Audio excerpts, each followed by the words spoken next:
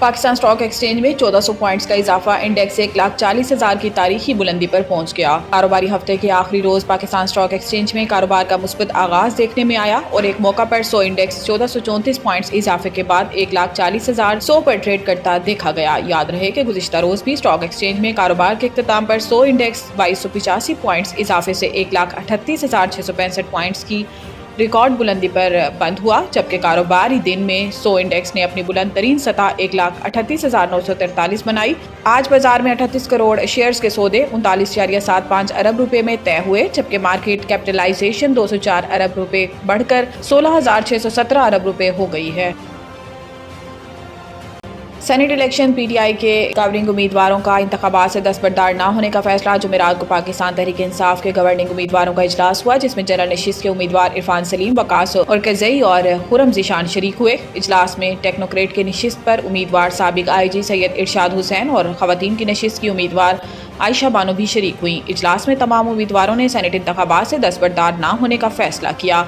इसके अलावा सेनेट का टिकट न मिलने पर पीटीआई के नाराज रहनुमाओं की पार्टी के सेक्रेटरी जनरल सलमान अकरम राजा से मुलाकात हुई, जिसमें इरफान सलीम, खुरम शहजाद और आयशा बानो ने अपने तहफ़्फ़ुज़ात से आगाह किया। दूसरी जानिब नाराज अरकान को मनाने के लिए मरकजी क़यादत भी सरगर्म हो गई। नाराज रहनुमाओं को मनाने के लिए 3 रुकनी कमेटी कायम कर दी गई है, जिसमें बैरिस्टर गोहर, उमर अयूब और असद कैसर शामिल हैं। सलमान अकरम राजा आज नाराज उम्मीदवारों के साथ वज़ीर आला खैबर पख्तूनख्वा से मुलाकात करेंगे। कराची के मखदूश इमारतें गिराने के लिए फौरी वसाइल दस्तियाब नहीं, वज़ीर बल्दियात सिंध गुफ्तगू करते हुए सईद गनी का कहना था कि मखदूश करार दी गई 41 इमारतों को खाली करा लिया गया है, जबकि कुछ को तोड़ा भी गया। जिन इमारतों को खाली कराया गया, इनके मकीनों को 3 माह का किराया दिया जाएगा। वज़ीर बल्दियात सिंध ने कहा कि हमारे पास इतने वसाइल नहीं कि फौरी तौर पर इन इमारतों को गिराया जा सके। इमारतें खाली कराना मुश्किल अमल है, मुज़ाहमत का सामना करना पड़ता है। सईद गनी ने कहा कि तामीराती इदारों की तंजीम आबाद और इंजीनियरिंग काउंसिल के साथ मिलकर तवील मुद्दती लाहे अमल बना रहे हैं। इन्होंने कहा कि बाज़ औक़ात हमें अदालती फैसलों की वजह से भी मुश्किलात का सामना करना पड़ता है, क्योंकि गैर कानूनी तामीरात के खिलाफ अदालतें हुक्म इम्तना दे देती हैं। वज़ीर बल्दियात सिंध ने यह भी कहा है कि गुज़िश्ता रोज़ जिस इमारत की छत गिरी वो खतरनाक इमारतों में शामिल नहीं थी। वाज़ेह है कि 4 जुलाई को लियारी में एक 5 मंजिला इमारत गिर गई थी, जिसके नतीजे में 27 अफराद जाँ बहक और 4 जख्मी थे।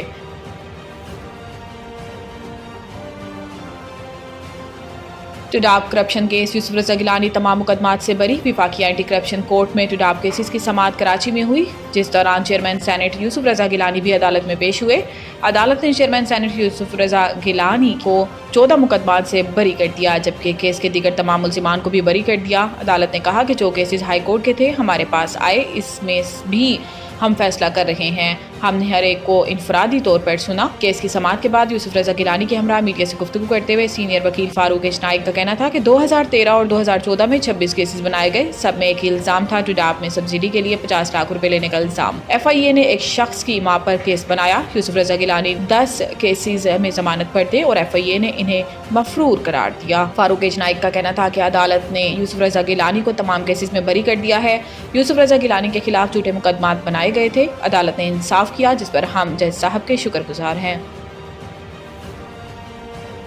सिंध में आज से बारिशों का नया सिलसिला, अहले कराची के लिए भी अच्छी खबर। महकमा मौसमियात ने खबरदार किया है कि सिंध में आज से बारिशों का नया सिलसिला शुरू होने वाला है, जिसका आगाज दादू से होगा। तरी असना माहिरीन का कहना है कि कराची में मानसून का तीसरा स्पेल कल से दाखिल हो रहा है, जिसके नतीजे में शहर के मुख्तलिफ इलाकों में हल्की से मुतदिल बारिश मुतवक्को है।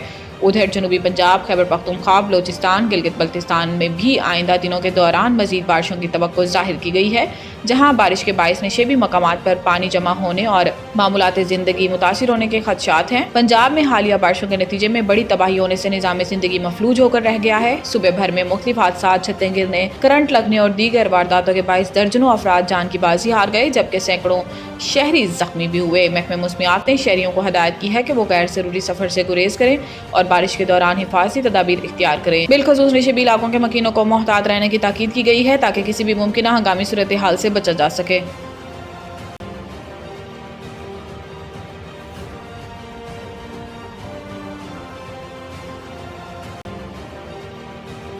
ऑस्ट्रेलियाई क्रिकेटर उस्मान ख्वाजा एक बार फिर फ़लस्तीनियों पर इसराइली मुजालिम के खिलाफ बोल पड़े।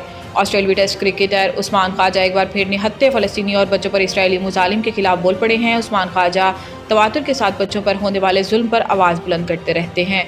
हाल ही में उस्मान ख्वाजा ने अपने इंस्टाग्राम पर इसराइली हमलों की वजह से ज़ख्मी होने वाले फ़लस्तीनी बच्चों की वीडियो अपलोड की। क्रिकेटर ने वीडियो के साथ लिखा कि ये देखना मुश्किल है, ऐसे जीने का तस्वुर करें। इस बर्बरियत और जुल्म को हम अब भी देख रहे हैं। यूनिसेफ ने इसे बच्चों के लिए कब्रिस्तान करार दिया है। उस्मान ख्वाजा ने मजीद लिखा कि 2 साल हो गए और अब भी बच्चे मारे जा रहे हैं।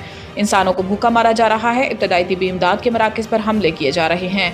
ऑस्ट्रेलियाई क्रिकेटर ने कहा कि मैं इस हवाले से बोलता रहूंगा। अगर हमारे लिए ये सब मामूल बन गया है तो हकीकत में हम ख़त्म हो चुके हैं। आवाज़ उठाना मत बंद करें। हमेशा इंसानियत, बराबरी और एक बेहतर कल के लिए खड़े हों।